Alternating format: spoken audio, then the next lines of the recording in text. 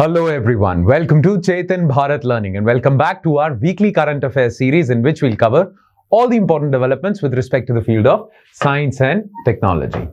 Now our period of reference for this particular lecture shall be 2nd of January to 8th of January, यानी कि 2nd January से लेके 8 January तक जो important developments हुई हैं साइंस एंड टेक्नोलॉजी के पर्सपेक्टिव से वो हम आज के लेक्चर में कवर करेंगे. Let's take a look at the topics we shall cover in this particular lecture. Alright, तो अभी रिसेंटली हुई है इंडियन साइंस कांग्रेस. तो इंडियन साइंस कांग्रेस एक एनुअल इवेंट होता है, जनवरी के फर्स्ट वीक में ही ये हो जाता है और 3-4 दिन की ये एक कांग्रेस होती है या एक तरह की कॉन्फ्रेंस होती है. नाउ इस साल की जो इंडियन साइंस कांग्रेस थी उसे प्राइम मिनिस्टर नरेंद्र मोदी ने एड्रेस किया था. तो उसमें क्या क्या बातें हुई हैं, क्या क्या विजन लेआउट किया गया है इंडियन साइंस के पर्सपेक्टिव से, वो सारी बातें हमें पता होनी चाहिए. साथ साथ हमें यह भी पता होनी चाहिए कि इंडियन साइंस कांग्रेस करवाता कौन है, उसकी क्या हिस्ट्री है, कब पहली इंडियन साइंस कांग्रेस हुई थी, तो वो हम देखेंगे पहले टॉपिक में. Then we'll talk about decline in काला अजहर cases. Now काला अजहर एक मॉस्किटो बॉर्न डिजीज है, वेक्टर बॉर्न डिजीज है और ये जो डिजीज है इसकी वजह से बहुत सारे लोगों की डेथ्स हो जाती हैं. ठीक है.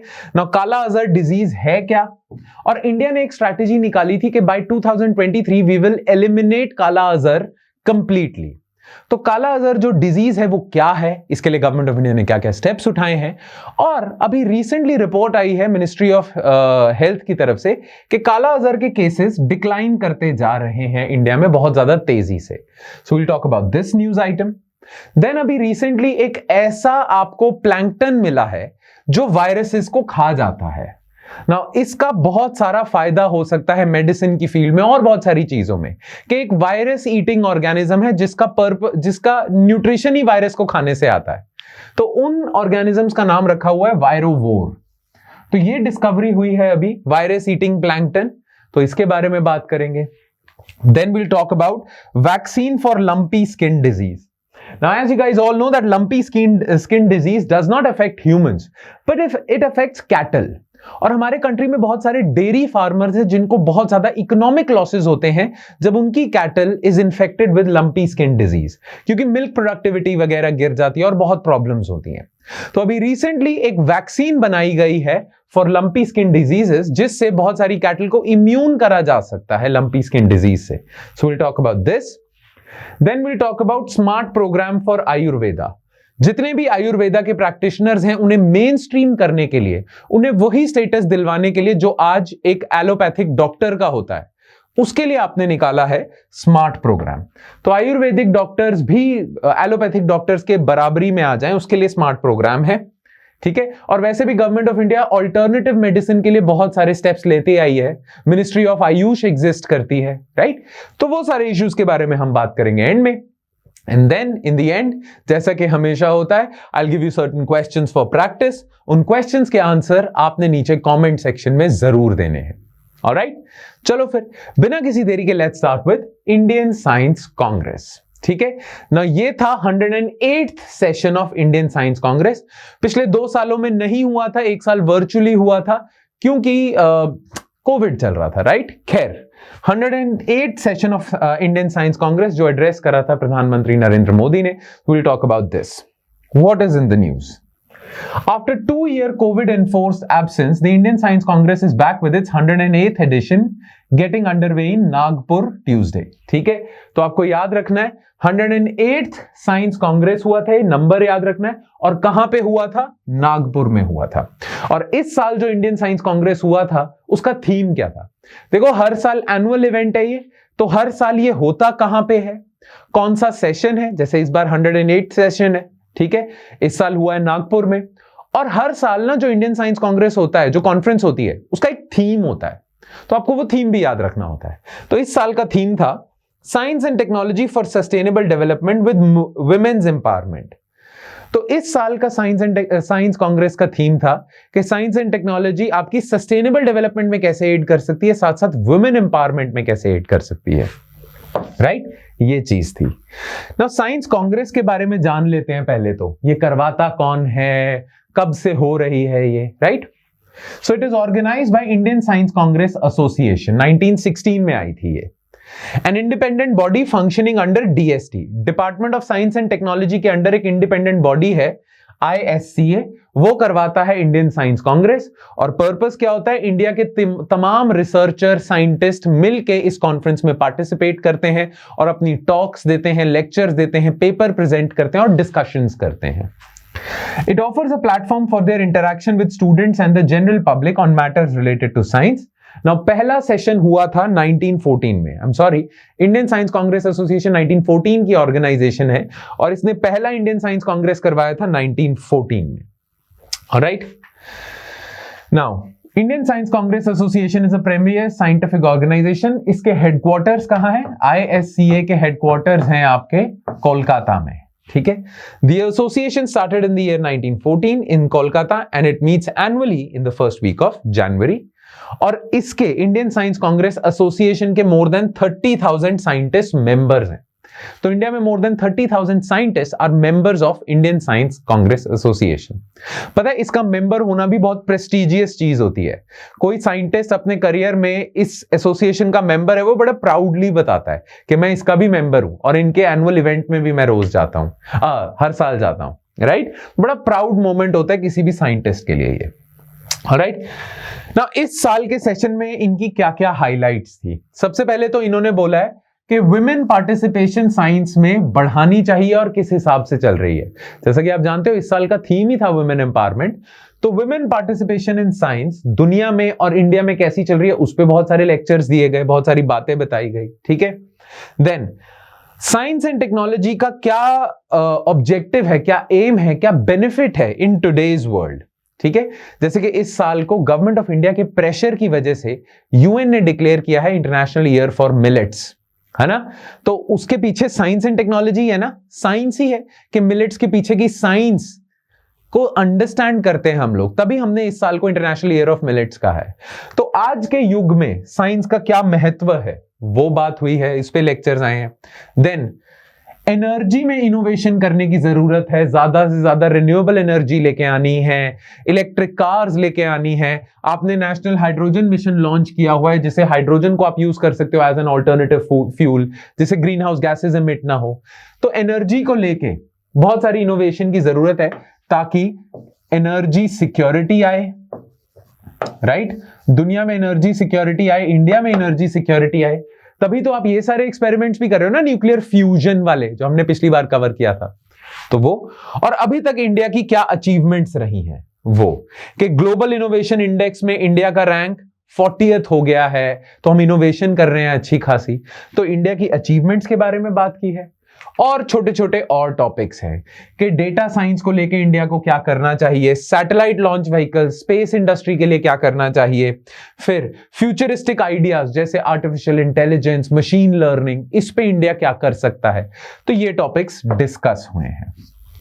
ऑलराइट, बस इतना ही पता होना चाहिए इंडियन साइंस कांग्रेस के बारे में। क्लियर? यही याद रखने वाली चीज है। नागपुर में हुआ है, 108 सेशन हुआ है। पहला सेशन कब हुआ था? 1914 में। और इस साल का थीम क्या है? That's it. क्लियर? चलो फटाफट से अब हम नई न्यूज आइटम पे आ जाते हैं, विच इज डिक्लाइन इन काला अजहर केसेस। ठीक है, अब न्यूज में क्या था फटाफट से देख लेते हैं, फिर हम बात करेंगे काला अजहर है क्या, और फिर हम बात करेंगे कि इंडिया में इसके केसेस कैसे डिक्लाइन हो रहे हैं। There has been a 98.7% decline in cases of काला अजहर। 2007 में इंडिया में 44,000 के आसपास काला अजहर के केसेस थे, जो अब 834 तक पहुंच चुके हैं। तो गवर्नमेंट ऑफ इंडिया का जो एम है ना कि 2023 तक हम काला अजहर को एलिमिनेट ही कर देंगे, तो उस एम के हम काफी पास आ चुके हैं। ठीक है, 98.7% डिक्लाइन बहुत बड़ी बात है, बहुत बड़ी अचीवमेंट है 2007 से लेके अब तक। ठीक है, नाउ अगर ऐसी ये डिक्लाइन हुआ है और इसी पेस पे, इसी स्पीड पे आगे डिक्लाइन होता जाएगा, तो पक्का इंडिया 2023 तक काला अजहर को एलिमिनेट कर देगा। अब एलिमिनेशन का मतलब क्या होता है, डेफिनेशन भी तो पता होनी चाहिए ना, कि क्या एलिमिनेशन का मतलब होता है 0 केसेस ऑफ काला अजहर? बिल्कुल नहीं। एलिमिनेशन का मतलब यह नहीं होता कि 0 केसेस ऑफ काला अजहर। एलिमिनेशन का मतलब क्या होता है? It is defined as reducing the annual incidence of Kala Azhar to less than 1 case per 10,000 people. तो हर 10,000 की पॉपुलेशन में less than 1 केस आता है अगर काला अजहर का, तो this is as good as elimination only. मान लो 1 लाख लोगों में सिर्फ एक बंदे को काला अजहर हो रहा है इंडिया में, तो that is as good as elimination only. ठीक है, तो ये एम अचीव करना है और ये ऑलमोस्ट हम कर ही लेंगे। ठीक है, नाउ काला अजहर के बारे में हम जान लेते हैं, इस डिजीज के बारे में। Now kala azar is known as visceral leishmaniasis. क्यों इसे कहते हैं विसरल लीशमेनियासिस? बिकॉज देखो, काला अजहर कॉज करता है एक पैरासाइट।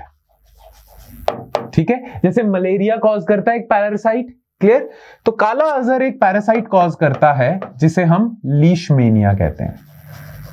तो ये वो पैरासाइट है जो अगर आपकी बॉडी में एंटर कर गया तो आपको काला अजहर हो जाएगा। क्लियर? इसीलिए इसका टेक्निकल नेम विसरल लीशमेनियासिस है। क्लियर? अब याद रखना, काला Azhar like malaria is a vector borne disease. Now vector borne disease का मतलब क्या होता है? देखो, काला अजहर आपको होगा लीशमेनिया से, ठीक है, पर लीशमेनिया ऐसे ही आपकी बॉडी में नहीं घुस जाएगा। लीशमेनिया पता है कब आपकी बॉडी में घुसेगा? लीशमेनिया पहले एक मस्कीटो में घुसेगा, फिर वो मस्कीटो जब आपको काट लेगा तब लीशमेनिया उस मस्कीटो से आपकी बॉडी में एंटर करेगा। तो लीशमेनिया एक्चुअली आपकी बॉडी में एंटर करने के लिए एक मस्कीटो को यूज करता है एज वेक्टर। तो काला अजहर के केस में मस्कीटो हो गया वेक्टर, जिसे लीशमेनिया यूज करके आपकी बॉडी में एंटर करता है। इसीलिए इसे हम कहते हैं वेक्टर बॉर्न डिजीज। मलेरिया भी तो ऐसे ही होता है, डेंगू भी तो ऐसे ही होता है। डेंगू होता है डेंगू वायरस से, पर वो डायरेक्टली आपकी बॉडी में नहीं घुसता। डेंगू होता है जब आप एडीज मस्कीटो आपको काटता है, वहां से डेंगू वायरस आपकी बॉडी में घुसता है। तो वो डेंगू वायरस ने एक्चुअली उस मस्कीटो को यूज किया है, ये उसके लिए एक व्हीकल था, वेक्टर था, जिससे आपकी बॉडी में घुस गया वो वायरस। क्लियर? तो डेंगू, मलेरिया, काला अजहर जो मस्कीटो के काटने से होते हैं, वो एक्चुअली मस्कीटो वो नहीं है, आपको डिजीज नहीं कर रहा। वो मस्कीटो में अगर ये ऑर्गेनिज्म है, ये पैरासाइट वायरस है, तो आपको होगा। तो मस्कीटो होता है वेक्टर, डिजीज कॉजिंग एजेंट है लीशमेनिया, और डिजीज है kala Azhar. Clear? Now, Kala Azhar, also known as visceral leishmaniasis, is the most severe form of leishmaniasis and without proper diagnosis and treatment is associated with high fatality. अगर इसके बारे में पता नहीं लगता है और डायग्नोज नहीं होता है ये, तो डेथ हो जाती है। 95% ऑफ द केसेस में डेथ हो जाती है अगर डिटेक्ट नहीं हुआ तो।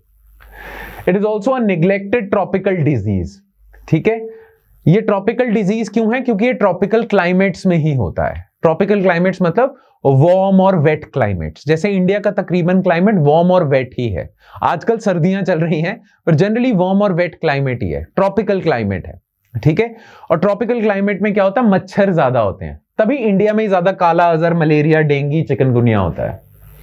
इसका स्प्रेड कैसे है?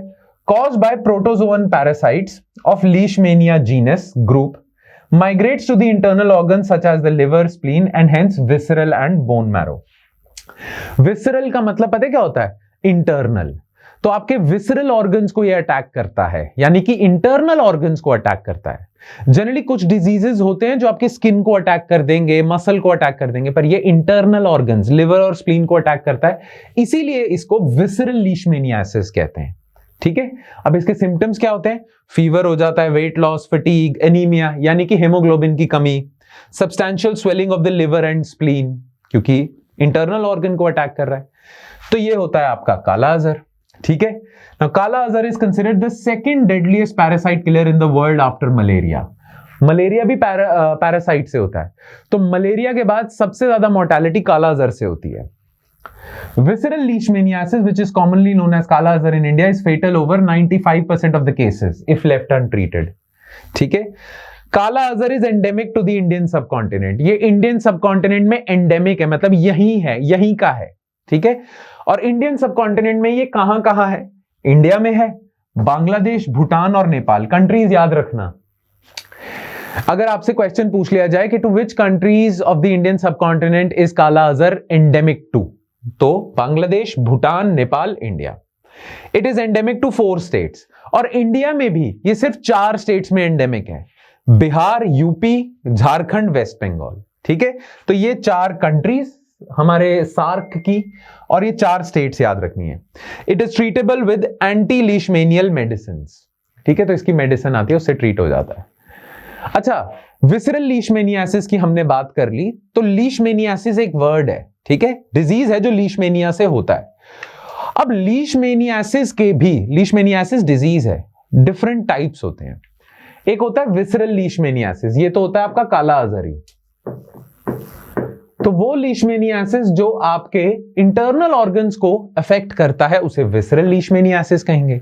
एक होता है क्यूटेनियस लीशमेनियासिस, वो लीशमेनियासिस जो सिर्फ आपकी स्किन को अफेक्ट करता है ऊपर से, उसे क्यूटेनियस लीशमेनियासिस कहते हैं। And third, mucocutaneous leishmaniasis which causes skin and mucosal lesions, ये स्किन के इनर लेयर्स को अफेक्ट करता है और म्यूकस को अफेक्ट करता है। ठीक है, तो ये 3 टाइप्स आपको याद रखनी है लीशमेनियासिस की।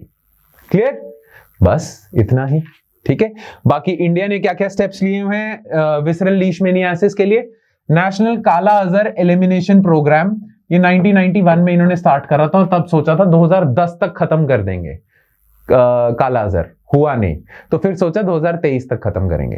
खैर, आज जितने भी डिजीजेस के प्रोग्राम है ना, खासकर ट्रॉपिकल डिजीजेस के, वेक्टर वाले डिजीजेस के जितने भी प्रोग्राम है, सबके लिए एक ही स्कीम आ चुकी है।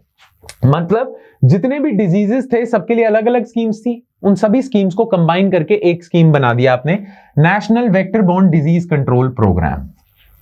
ठीक है, ये नेशनल हेल्थ मिशन के अंतर्गत ही चलती है, तो ये अम्ब्रेला स्कीम बना दी। तो ये जो स्कीम है ना, स्कीम नंबर 1, ये भी अब इसी के अंदर सबस्यूम हो चुकी है। क्लियर, चलो बस खत्म अब न्यूज आइटम।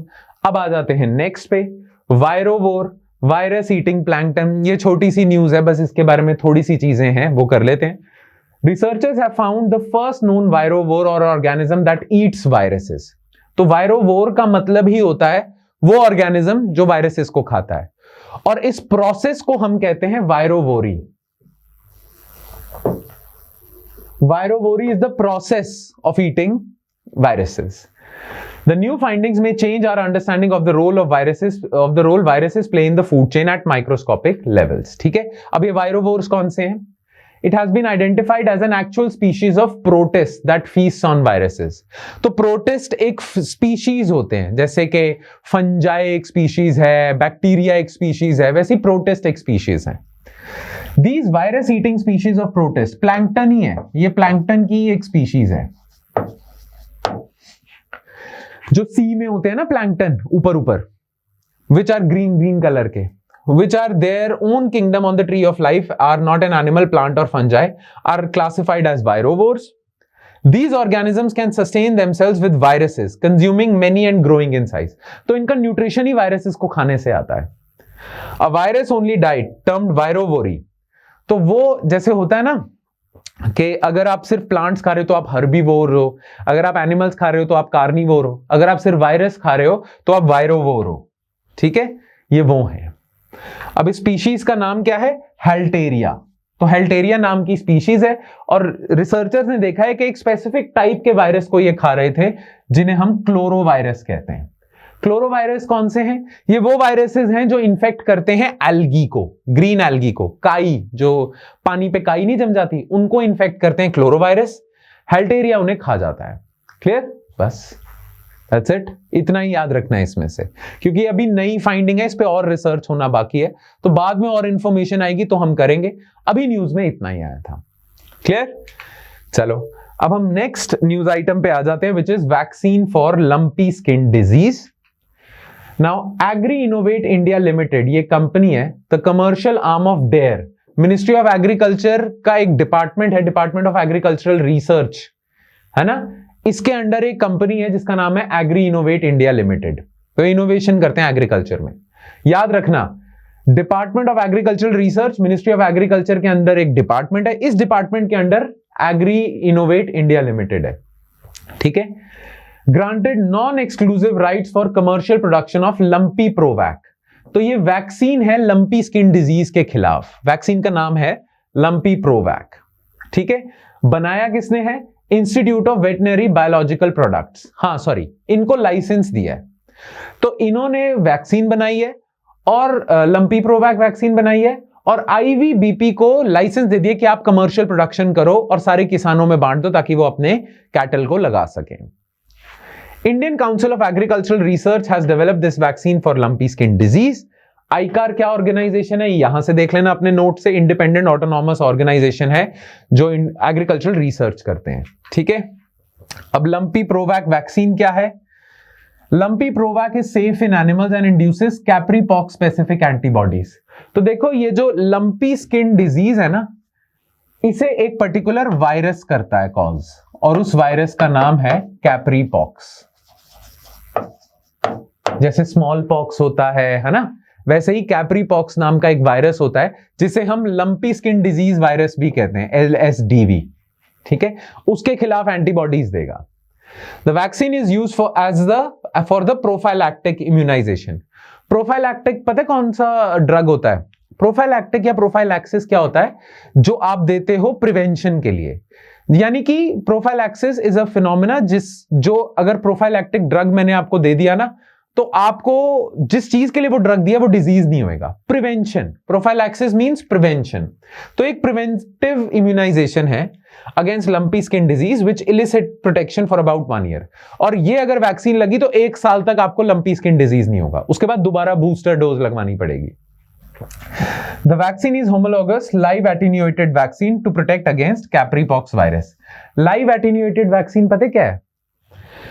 कैप्रीपॉक्स वायरस को ना आपने वीक कर दिया, ठीक है। जो कैप्रीपॉक्स वायरस है वो जिंदा ही है, अभी मारा नहीं है उसे, पर उसे बहुत ज्यादा वीक कर दिया और फिर कैटल में इंजेक्ट कर दिया। अब क्योंकि वो वायरस वीक है तो इससे क्या होगा, आपको ज्यादा सिम्टम्स नहीं आएंगे। आपको क्या, कैटल को ज्यादा सिम्टम्स नहीं आएंगे, वो ज्यादा बीमार नहीं पड़ेगी, पर आपके इम्यून सिस्टम को पता लग जाएगा कि इस वायरस के खिलाफ एंटीबॉडीज बनानी है, ताकि एक्चुअल जब वायरस आएगा तो आपका इम्यून सिस्टम रेडी है, ठीक है। तो इसीलिए लाइव वीकेंड वायरस, एटेन्यूएटेड का मतलब वीकेंड वायरस आपकी बॉडी में डाल देंगे। The virus is genetically similar to goat pox, जो गोट्स के में होता है disease, sheep pox. It is transmitted by flies and mosquitoes और टिक्स। तो मच्छर काटने की वजह से होता है, जैसे हमें डेंगू हो जाता है मच्छर काटने से, वैसे ही इनको लंपी स्किन हो जाता है। अब लंपी स्किन डिजीज है क्या, ये सारी डिटेल्स इधर दी हुई है, ठीक है।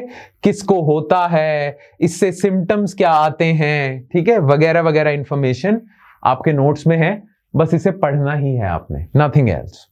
क्लियर? चलो, हाँ, इसकी प्रिवेंशन और ट्रीटमेंट क्या है, ध्यान से देखना। Vaccination against these diseases is covered under livestock health and disease control programme. अब वैक्सीन आ गई है तो अब इंडिया में जितनी भी कैटल है उन्हें वैक्सीनेट करने के लिए गवर्नमेंट ऑफ इंडिया का प्रोग्राम है livestock health and disease control programme.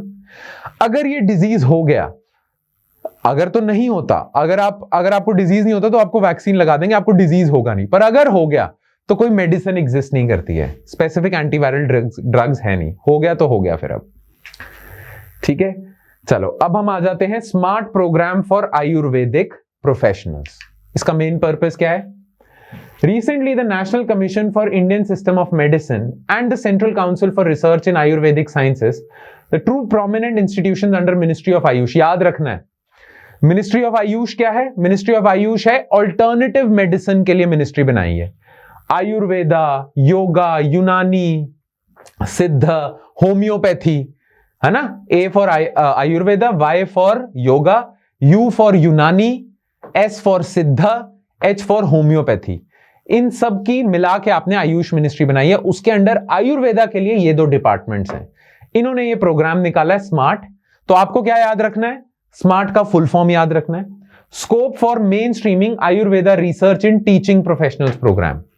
तो आयुर्वेदा, देखो जो मेडिसिन की फील्ड है ना एलोपैथिक, उसमें बहुत रिसर्च होती रहती है, क्लिनिकल ट्रायल्स होते रहते हैं, इसीलिए उसकी मान्यता ज्यादा है। ज्यादातर साइंटिफिक कम्युनिटीज आयुर्वेदा में इसलिए नहीं मानती क्योंकि आयुर्वेदा में अभी तक रिसर्च ही नहीं हुई, इतनी कोई पेपर ही नहीं पब्लिश हुए, इसीलिए लोग आयुर्वेदा को सीरियसली नहीं लेते कई लोग। तो वो रिसर्च पेपर पब्लिश करना शुरू करवाएंगे अंडर स्मार्ट प्रोग्राम, ताकि जो आयुर्वेदिक डॉक्टर्स हैं उनकी भी उतनी इज्जत बढ़े। ठीक है। It was observed that the research potential of large community of Ayurveda teachers remains underutilized, इसीलिए आपने स्मार्ट प्रोग्राम निकाला है। इसका एम देख लेना, ठीक है, बस दैट्स इट। अभी तक ये प्रोग्राम बस लॉन्च हुआ है, तो इसके बारे में बस आपको डिटेल्स याद रखनी है। किसने लॉन्च करा है? इन 2 डिपार्टमेंट्स ने, मिनिस्ट्री ऑफ आयुष के अंडर आते हैं, और इसका मेन एम क्या है, बस दैट्स इट, यही याद करना है इस न्यूज से। बाकी आयुष है क्या आपको पता है? आयुर्वेदा, योगा एंड नेचुरोपैथी, यूनानी, सिद्धा, होम्योपैथी। ठीक है, ट्रेडिशनल मेडिसिन के क्या क्या एडवांटेजेस हैं? कई बारी मेंस में आपसे सवाल पूछ सकते हैं कि why does government of India wants to promote traditional medicine instead of allopathic medicine? तो उसके बहुत सारे फायदे हैं, वो आप देख लेना। मेंस में सवाल बन सकता है, तो सारे रटने भी एडवांटेजेस। क्लियर? ठीक है, बस आज के करंट अफेयर्स हमारे यहीं तक हैं, दैट इज इट। बट 2 चीजें और देखो, कुछ आर्टिकल्स मुझे ना अच्छे लगे हिंदू में से, तो वो आर्टिकल्स मैं चाहता हूं कि आप खुद पढ़ो। क्लियर? तो वो आर्टिकल्स मैंने आपके साथ आपके नोट्स में शेयर कर दिए हैं, दोनों हिंदू के आर्टिकल्स हैं। ठीक है, एक है व्हाट आर जेल बॉट्स, तो सॉफ्ट रोबोटिक्स को लेके, रोबोटिक्स की फील्ड से अभी एक जेल वाले रोबोट्स बनाए हैं, सॉफ्ट रोबोट्स, तो पढ़ना आर्टिकल बहुत इंटरेस्टिंग है। साथ साथ व्हाट इज वॉलाबाई। क्लियर? ये 2 आर्टिकल्स आपने देखने हैं। क्लियर? Make sense? तो इनके स्क्रीनशॉट्स मैंने आपके साथ नोट्स में शेयर कर दिए हैं। चलो, अब we come to an end of this lecture, और एंड में हम हमेशा क्या करते हैं? Questions for practice. ठीक है, तो मैं आपके सामने क्वेश्चन पढ़ूंगा, उनके आंसर्स आपने जरूर कमेंट सेक्शन में लिखने हैं। मैं सबके आंसर देखता हूं, प्लीज जरूर आंसर करना है आपने। ओके, चलो let's begin. Question number 1, consider the following statements. Kala Azar is a vector-borne disease caused by Leishmania virus. It is endemic to the Indian subcontinent. It is endemic to all the countries of the Indian subcontinent. ठीक है? Which of the above statements are incorrect? 1 and 2 only, 2 and 3 only, 1 and 3 only, 1, 2 and 3. Alright? चलो, next, question number 2. Consider the following statements regarding the lumpy skin disease. It does not affect humans. It is caused by Capripox virus. It is not a vector-borne disease. Which of the above statements are correct? 1 and 2 only, 2 and 3, 1 and 3, 1, 2 and 3. Alright? ठीक है? तो इसके answer जरूर comment section में देना। Alright. With that, we come to an end of this lecture. Thank you so much for watching, guys, and I hope it added some value to your preparation. If you have any doubts, well, you're free to ask us those doubts. We'll be happy to entertain them all. Alright then, that's it from my side, guys. I'll see you next time with more stuff. Thank you.